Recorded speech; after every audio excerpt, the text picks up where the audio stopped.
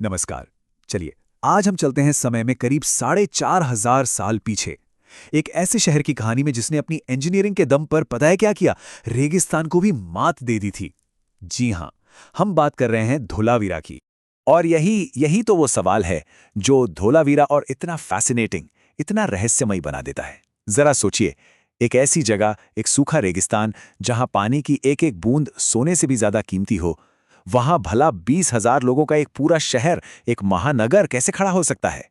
तो आज की इस पूरी पड़ताल में हम क्या-क्या देखने वाले हैं। हम जानेंगे कि ये शहर रेगिस्तान में बसा कैसे, इसकी प्लानिंग कैसी थी, पानी का वो शानदार इंतज़ाम कैसे होता था, वहाँ के लोगों की ज़िंदगी कैसी थी, फिर इसका पतन कैसे हुआ, और सबसे ज़रूरी, आज के ज़माने में धोलावीरा हमें क्या सिखाता है। तो चलिए शुरू करते हैं। तो हमारी कहानी की शुरुआत होती है गुजरात के कच्छ के विशाल रण से। वहीं एक द्वीप है और उसी द्वीप पर छिपा हुआ था इतिहास के सबसे प्रभावशाली शहरों में से एक।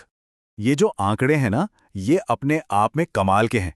मतलब धौलावीरा कोई छोटी-मोटी बस्ती नहीं थी, बल्कि सिंधु घाटी सभ्यता का एक बहुत बड़ा, एक प्रमुख केंद्र था।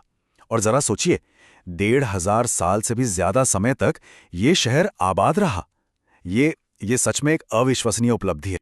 अच्छा, अब आते हैं उस चीज पर जो धोलावीरा को वाकई में असाधारण बनाती है, और वो है इसका डिजाइन। ये कोई ऐसे ही बेतरतीब ढंग से बसा हुआ शहर नहीं था। नहीं, ये एक पूरी तरह से सोचा समझा, प्लान किया हुआ महानगर था।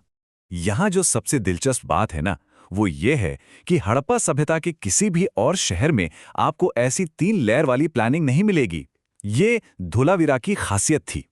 सबसे ऊपर शासकों के लिए किला दुर्ग, फिर बीच में व्यापारियों के लिए मध्य शहर, और सबसे बाहर की तरफ आम कारीगरों और मजदूरों के लिए निचला शहर। देखिए, ये डिज़ाइन सिर्फ आर्किटेक्चर का कमाल नहीं था, ये उस जमाने के समाज का एक आईना था।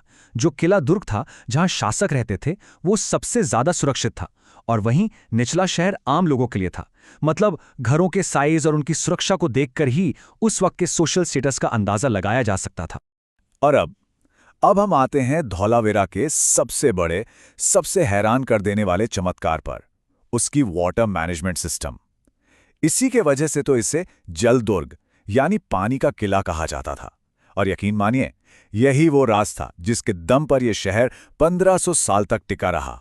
16, ये सिर्फ एक नंबर नहीं है, ये एक रेगिस्तान में जिंदा रहने की चाबी थी। धोलावीरा के लोगों ने क्या किया? उन्होंने शहर के चारों ओर चट्टानों को काटकर एक दो नहीं बल्कि 16 विशाल जलाशय बनाए थे। और ये जो सिस्टम था ना, ये आज के हिसाब से भी अविश्वसनीय रूप से एडवांस था। वो लोग करते क्या थे? मौसमी नदियों और बारिश के पानी को जमा करते थे, फिर उसे पत्थर की बनी नहरों से उन जलाशयों तक पहुंचाते थे, और फिर मिट्टी के पाइपों के जरिए पूरे शहर में सप्लाई करते थे। सोचिए, एक बूंद पानी भी बर्बाद नहीं होता था। और ये देखिए, ये कंपैरिजन साफ साफ दिखाता है कि उनकी इंजीनियरिंग कितनी ज्यादा सफल थी।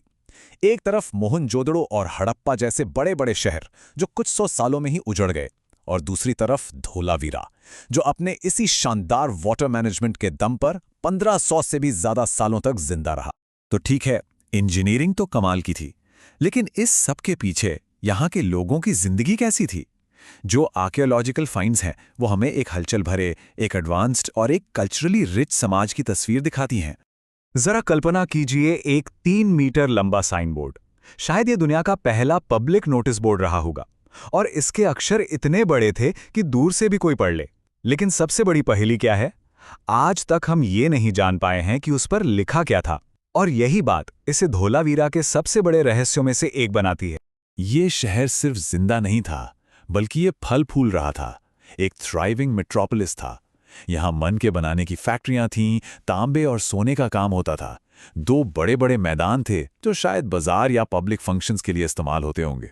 और बात यहीं खत्म नहीं होती, इनके ट्रेड रिलेशंस मेसोपोटामिया और ओमान तक फैले हुए। यहाँ की जो अंतिम संस्कार की प्रथाएं थी, वो भी काफी अनोखी थीं। यहाँ शहादत मीनारें मिली हैं, जिन्हें अंग्रेजी में सेनोटाफ्स कहते हैं। ये बेसिकली किसी की याद में बनाए गए स्मारक तो थे, पर उनमें कोई अवशेष नहीं होते थे। ऐसा शायद उन लोगों के लिए किया जाता था जिनकी मौत कहीं दूर हो जाती थी। ये प्रथा भी धोलावीरा को बाकी हड़प्पा साइट से बिल्कुल अलग बनाती है। तो एक तरफ लोगों की यादें इन अनोखी मीनारों में जिंदा थीं, लेकिन दूसरी तरफ वक्त के साथ साथ इस महान शहर की कहानी भी अपने अंत की ओर बढ़ने लगी थी। 1500 सालों के शानदार सफर के बाद धोलावीरा का पतन शुरू हुआ। ये टाइमलाइन देखिए, ये शहर की पूरी जिंदगी की कहानी बताती है। इसकी स्थापना से लेकर इसके विकास, फिर अपने चरम पर पहुंचने और फिर धीरे धीरे वीरान हो जाने तक। ये कोई रातों रात नहीं हुआ। ये एक बहुत धीमी प्रक्रिया थी जो कई सौ सालों तक चली।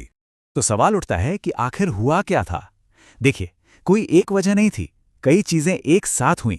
भूकंपों ने शहर के स्ट्रक्चर को कमजोर किया, क्लाइमेट चेंज की वजह से पानी के स्रोतों पर जबरदस्त दबाव पड़ा, और फिर जब पूरी हड़प्पा सभ्यता का ट्रेड नेटवर्क ही ढह गया तो धोलावीरा की अर्थव्यवस्था भी पूरी तरह से चरमरा गई।